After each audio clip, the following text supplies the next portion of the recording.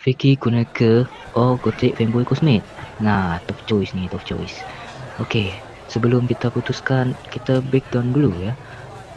Vicky Kuneke ni dia ialah seorang ke yang hobi kuning. Nah, terus dia juga Vicky betul. Vicky sekali. Nah, jadi kalau milih dia, kita harus siap-siap dululah ya. Kesabaran dan hati kita, hati lapang dada kita, sebab dia ni Vicky betul lah. Nah, lalu Gotik Fanboy Cosmate. Gotik Fanboy Cosmate ni dia adalah fanboy yang sangat gotik. Nah, habis tu pula dia adalah kawan sekos kita, Cosmate. Nah, kalau milih dia ni pula mesti hati-hati ya pada lingkungan sekitar, sebab ada chance dia bakalan dikira cewek betulan dan tiba-tiba kita kena ciduk tetangga, kau tahulah kan. Nah, jadi keputusan tu ada di tangan kita.